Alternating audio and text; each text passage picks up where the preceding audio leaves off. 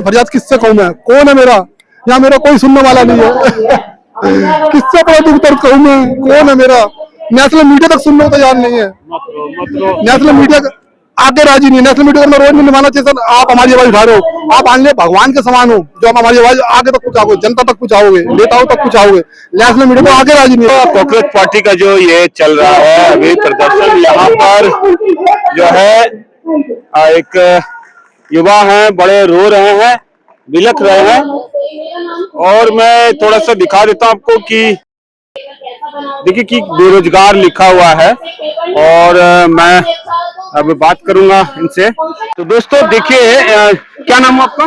मेरा नाम एक बेरोजगार है जी। आप अभी क्यों रो रहे हैं, क्या दिक्कत है? मैं इसलिए रो रहा हूँ सर, हम पिछले 3 साल से दिल्ली सरकार के, पिछली दिल्ली सरकार के भी जो आम आदमी पार्टी की सरकार थी और अब वर्तमान में जो बीजेपी की सरकार है, सबसे अपना दुख कह चुके हैं, दर दर धक्के खा चुके हैं, सब नेताओं के पास जा चुके हैं। सभी नेता में आश्वासन देते हैं।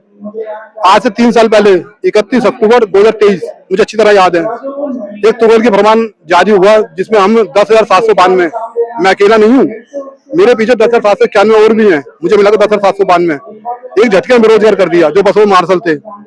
और मैं हमारे 40 विभाग में थे, जैसे महिला आयोग हो गया और कई विभाग थे, जैसे फूड एंड सप्लाई हो गया और एमसीडी हो गया, हमारा सेल टैक्स हो गया, ट्रेड एंड टैक्स डिपार्टमेंट, तो ऐसे 40 विभाग थे, बाढ़ विभाग हो गया और ऐसे बहुत सारे विभाग थे जिसमें हम कार्य करते थे। हमें एक झटके में बेरोजगार कर दिया।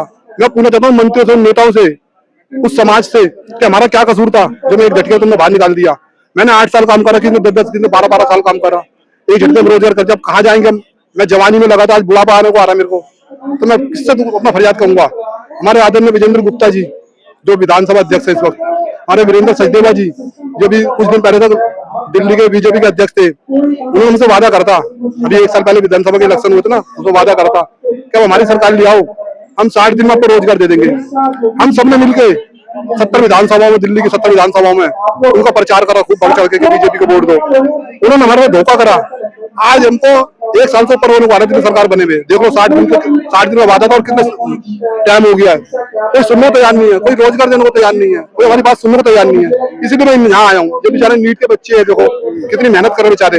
पेपर क्या लग रहा है कि जो आप लोगों के साथ हुआ, हटा करके अब उन्होंने अपने कार्यकर्ताओं को जवाब दे दिया, क्या लग रहा है? नहीं, ऐसा मुझे पता नहीं, कार्यकर्ताओं को दिया नहीं दी, मगर जो तो बहुत है, हर डिपार्टमेंट जो खाली है, हम कहते चलो सिविल डिफेंस के द्वारा में जॉब मत दो, अब डिपार्टमेंट का नाम रख के मैं जॉब दे दो। वहाँ नीड तो है ही, जो कि नीड है तो वहाँ रखा था हमारे को। कोई कंप्यूटर पे काम कर रहा था, कोई गार्ड का काम कर रहा था, कोई ड्राइवर बना हुआ था, तो इतनी आवश्यकता थी सरकार को, तभी तो सरकार ने मेरे को 8 साल तक रखा। तो मैं सरकार से ये कहना चाहता हूँ, उनके चरणों प्रणाम करता हूँ, अभी भी हाथ जोड़कर प्रार्थना करता हूँ हमारा रोजगार में वापस दे दीजिए। धन्यवाद। फरियाद किससे कहूँ मैं? कौन है मेरा? यहाँ मेरा कोई सुनने वाला नहीं है। किससे अपना दुख दर्द कहूँ मैं? कौन है मेरा?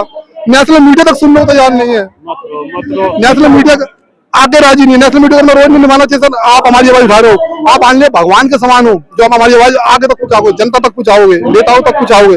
नेशनल मीडिया को आगे राजी नहीं है। क्या मजबूरी है नेशनल मीडिया को? पूछना चाहता हूँ। क्या लग रहा है मोदी जी आप लोगों को दुख दे रहे हैं? देखो मोदी जी तो बहुत अच्छे आदमी है, मगर उन तक हमारी बात पहुंच ही नहीं पा रही है। हमारी बात वहां तक पहुंचेगी तो वो जरूर हमारे को कुछ ना कुछ हमारा सोल्यूशन निकालेंगे। दोस्तों ज्यादा से ज्यादा इस वीडियो को शेयर करें।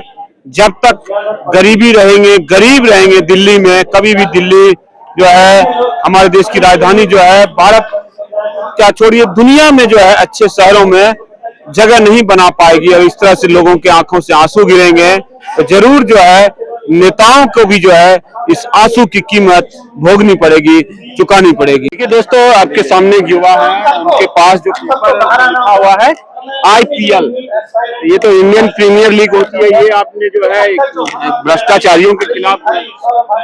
बिल्कुल इंडियन प्रीमियर लीग होता है, लेकिन यहाँ पे जो लगातार पेपर लीक हो रहे हैं, हमने जो NTA है, मिनिस्टर ऑफ एजुकेशन, इनका नाम बदल के इंडियन पेपर लीक कर दिया है कि बस ये पेपर लीक करा रहे हैं और कोई मतलब नहीं है इनको देश की जनता, देश के युवा और छात्रों से। ये बस कहने को कहते हैं कि हम जो है छात्रों का भला। कहाँ से आए आप? मैं जेएनयू से आया। जेएनयू से? कहाँ के रहने वाले? बिहार के? मिर्जापुर की। आपके पड़ोस में देखिए भरत तिवारी जी को गोली मार दिया गया बिहार में। देखिए ये तो पूरी तरह से ये सरकार जो है ना एनकाउंटर को इस तरह नॉर्मलाइज कर रही है कि आप देखिए कि लगातार मुस्लिम समुदाय के लोगों का, दलितों का, ये तो भाई वो तो एक तो ब्राह्मण भी था और साथ साथ योगी मोदी का समर्थक था, तो भी गोली मार दिया गया, खाली सिस्टम पे आवाज उठाया तो। बात दिक्कत तो यही है ना कि जो भी बोल रहा है सबको मारेंगे, हमारे खिलाफ मत बोलो, बाकी सब चंगा सी, सब चंगा सी। ये चलता रहेगा।